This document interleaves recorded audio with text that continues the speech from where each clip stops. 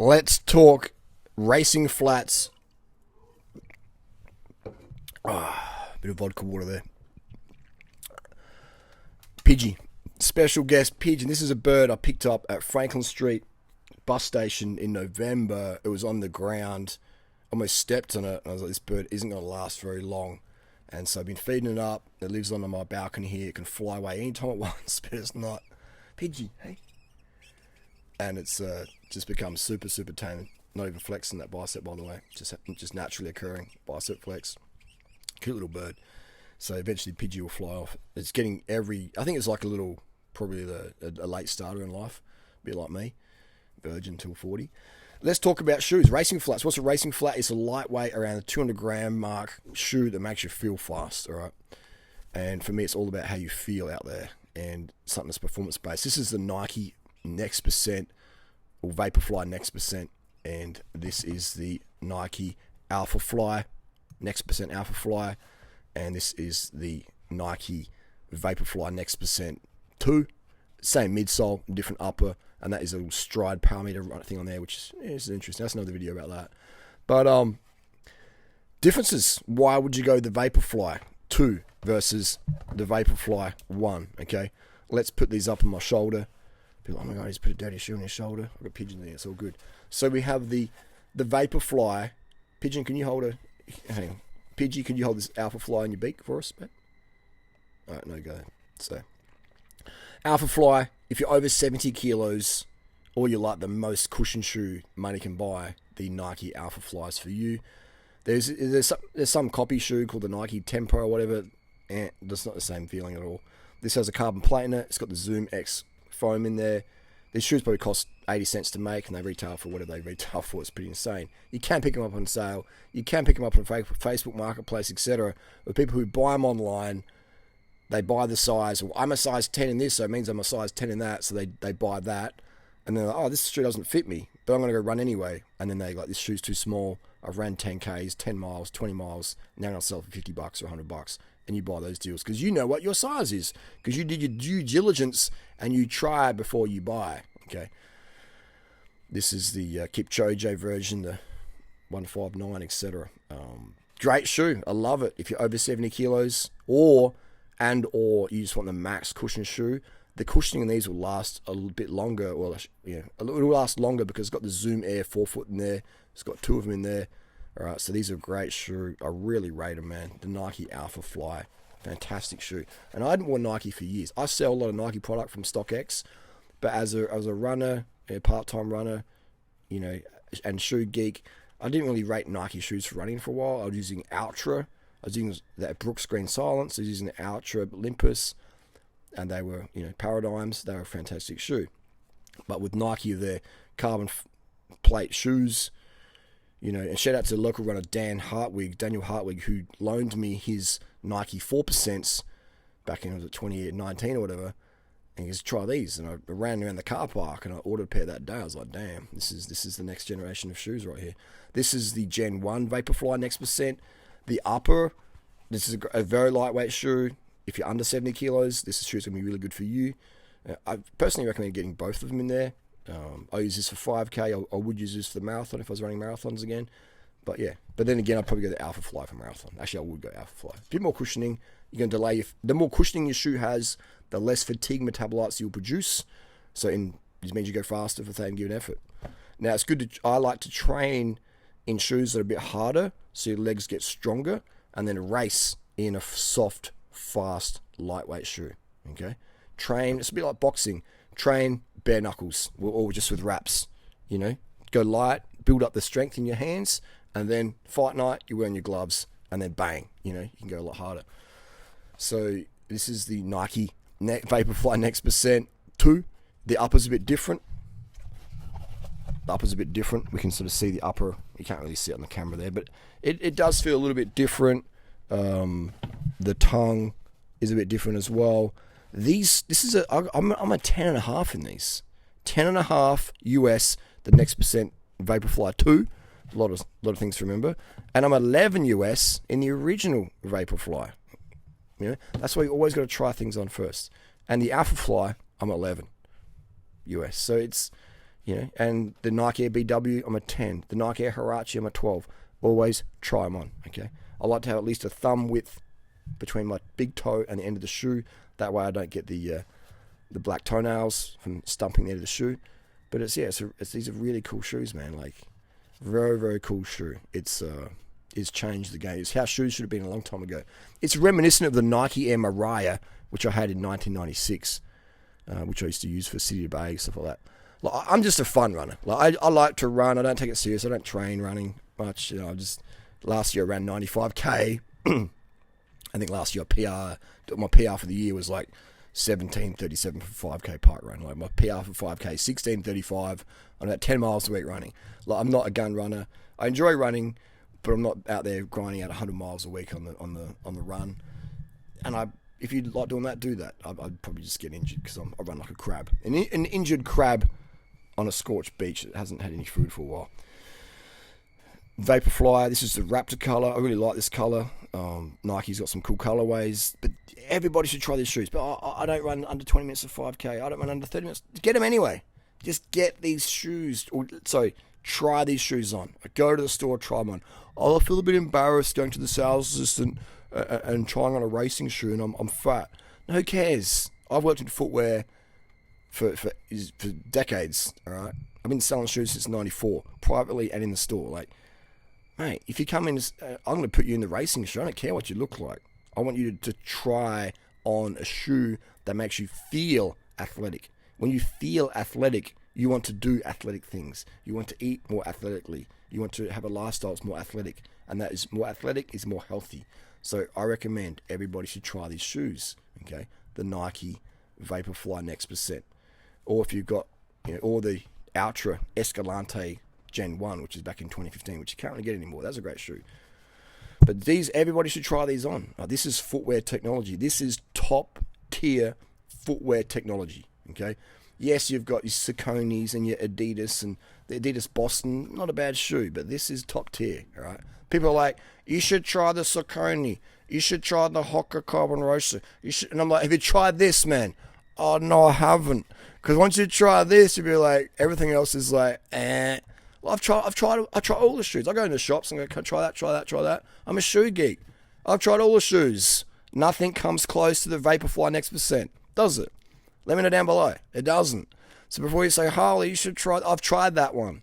And that one, yes, I've tried that. I'm a shoe geek. I've got hundreds of pairs. These boxes. I've got hundreds of pairs of shoes I sell. All right. Every year, I love selling shoes, man. I don't know why. I guess I know why. Because when I was growing up, I got my first Nikes when I was 14, and I wanted my first pair of Nikes when I was 8. And going from age 8 to 14 is like 6 years, which is almost half your lifetime waiting for a pair of Nike shoes. So I guess I'm making up for it. And I got my first pair of Nikes, and I think I slept with them or something. Like, it was just so, like, that pair of Nike Aircraft, I think it's like 1989 or something. And I was like so stoked to have Nike Air shoes. I was like, it was just, so that's what I'm growing up. I got a pair of Nikes and I was fucking stoked, man. I was like, and I wore those Nike Aircraft into the fucking ground, man. To the sole was like worn through to the midsole. And I love doing that. I love wearing stuff out. I love wearing stuff out. That's why my shoes often look thrashed and haggard, because I just like wearing stuff out, man. And these are going to last a long time. People say, there's 400 kilometers. The guy at the running store said, all right, that's bullshit, all right. 400 Ks, you're going to get, this carbon plate is going to last you forever, all right. This carbon plate will be in landfill in 20,000 years' time. This shoe's still going to be very, very functional for a long time. 400 Ks, get your hand off it. It's illegal. If a sales staff says 400 Ks, say, hey, just between you and me, it's illegal to masturbate in public. 400 Ks. Yeah, sure, bro. You're going to get so much mileage out of this, all right? Oh, these shoes cause me to pronate. Yes. Pronation is a normal, natural function of the human foot, okay? There's an arch there. It's like a scallop. Just you pronate. There's nothing wrong with pronation. I've got flat feet. Great. Run, walk, get it going. Have your vibrant 5 fingers or do your barefoot shoe exercises for sure. But don't think that because you pronate knees it's bad. Okay, this is a race shoe, speedwork shoe. walking shoe even.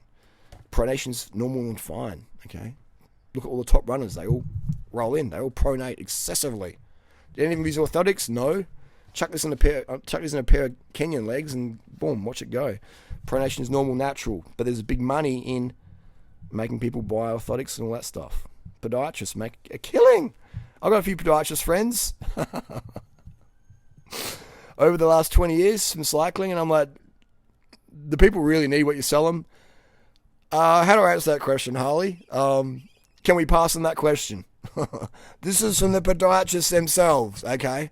Podiatrist comments, Harley, that's totally incorrect. Totally incorrect what you're saying. Fuck, man. Again, people want to spend money on people who can talk sexy, long words. Pronation, supination, all this stuff. Orthotics, motion control, blah, blah, blah, blah, blah. We want this, like, sexy. I used to read the ASICS catalogs about motion control and what was the ASICS gel shoe, not the Nimbus, the MC, ASICS Gel MC, all those things. This is like this big bulky shoe, the Brooks Beast. And I'd wear them, I'd run in them and think, man, these shoes just like, it's something wrong about this. Something wrong about this. But I thought, wow, this is like the most texture out there. The Brooks Beast back in 2000. And it had a good M+ mid sock line and it felt great, but it was just something about how chunky it was where you couldn't pronate properly. All right, like, if you're obese, okay, then yeah, those shoes can help you. Those shoes are obesity shoes. If you're 150 kilos, then yes, a motion control shoe will help you prevent crushing the shoe in the first 2 weeks. But if you're doing my protocols, you'll go from obese to beast in due time. I've seen people lose drastic amount of weight week to week to week. There's one guy I know at the moment here in Adelaide, and he bought a road bike off me a few weeks ago. He's getting discipline of his fat intake, and every week I see him, he turns up the park run. I'm like, fucking hell, he's getting leaner and leaner and leaner, all right? When you dedicate yourself to the protocols I teach, man, you fucking drop weight, and you drop it fucking fast, man. Your face changes, your gut comes in, everything just sucks up, man. Same with the guy in Thailand that time, Craig, man. That dude lost like 75 kilos, man. He was losing drastic, rapid, noticeable amounts of weight. I'd see him week to week, man, and man, it was fucking crazy. One time he was riding up this super steep hill. He was zigzagging up this super steep hill at the base of Chiang Mai Mountain there, near the waterfall. And I thought it was Harry from Harry Runs. I've got Harry Runs on YouTube. That's another YouTuber I've got going. Harry Runs, doing really well. But Harry came to Chiang Mai, Thailand. I said, you should be an ultra runner. If you can be a good fast 5K runner, you can be an ultra runner. He's like, do you think so? So we got Harry Runs going. I got him on the YouTube, etc. Anyway, so I thought it was Harry Runs riding up the mountain, but it was Craig. Fat Craig, obese Craig became Fat Craig, became Slim Craig. It was like, and I thought, oh, this is Harry. And I thought, why is Harry zigzagging up the road? Like, he's a fast runner. He should be able to straight line that thing. I was like, okay, maybe he's really tired or he's stuck in a gear, whatever. But it was Fat Craig zigzagging up the road, and I thought it was fucking Harry. All right, and when Craig first started, he looked like he eats 2 Harrys a day. Like, this dude was so obese, so fat, his blood pressure was so high, he was sweating just walking across the park to say, hey, Harley, nice to meet you.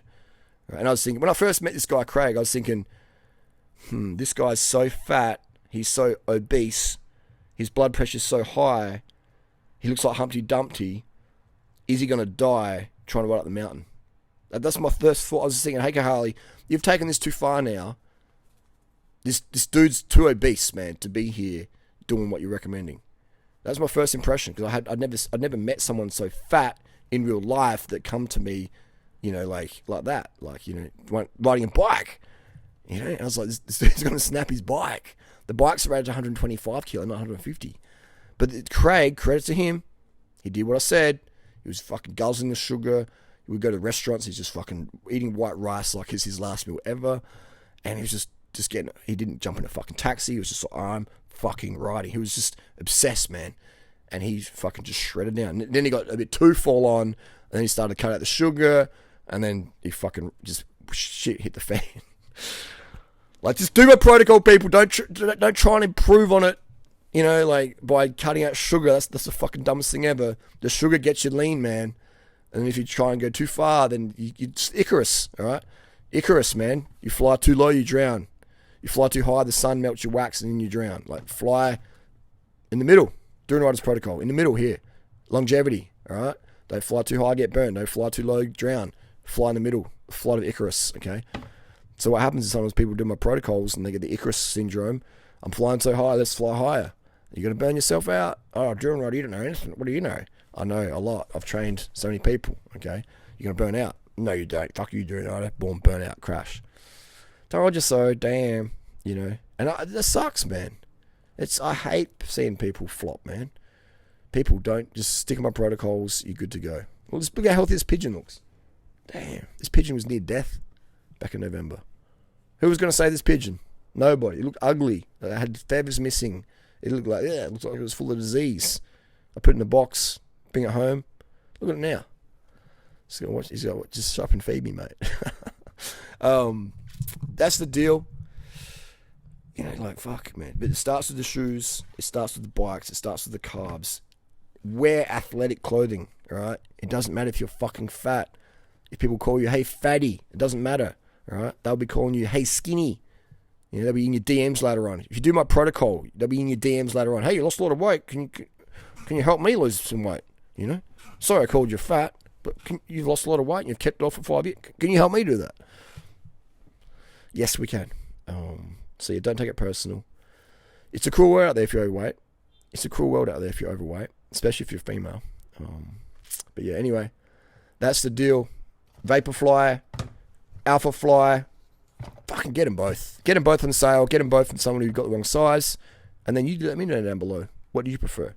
But in general, if you can only afford one, you know, Alphafly, if you're over 70 kilo, if you specialize in the 5K, the Vaporfly. If you want to do marathons, Alphas. But I rate them both, man. I rate them both, and I think they're great to have in your rotation. What does rotation mean? Rotation means you have a bunch of shoes that you rotate around, and then that way you get longevity out of them, and they last ages, man. Like, all these people throwing out shoes because they're dirty. Come on, man. We don't want to chuck things to landfill. Like, this has got so much more life left in it. That's crazy. If you are gonna, if you do have some shoes, don't chuck shoes in the bin. Give them a clean and put them out at a thrift store or something. You know, like, put them out where the homeless people, like, just someone can use them, man. I take my shoes to Asia every year. Any shoe I can't use anymore, I take to Asia, have a bag of stuff, and I just put them out there. Live in hotel rooms, and the cleaners clean them up. Boom, there you go. All right, go to Asia with your old stuff. Make sure it's clean, and people will use it, man. All right, people will fucking use it, especially in the Philippines, Thailand, Indonesia. There's people living on $2 a day, all right, in the slums, etc. And they're generally cleaners, okay? So if you leave stuff in your hotel room, you know, or give it to the cleaners, say, oh, I found this in the room, maybe someone left it behind, you can have it. You know, I don't know, you know? And they're like, thank you. They got kids, they got fucking people to feed, so that shoes they can use t-shirts, they can use belts, they can use anything. There's so much shit gets thrown in bins. I live in a very rich area, and the amount of shit people throw in bins, man. Fuck, it's disgusting. Stuff that's perfectly usable and just chuck it in a bin. Bike parts, shoes, phone, just fucking insane, man. It does my head in. Meanwhile, in Africa,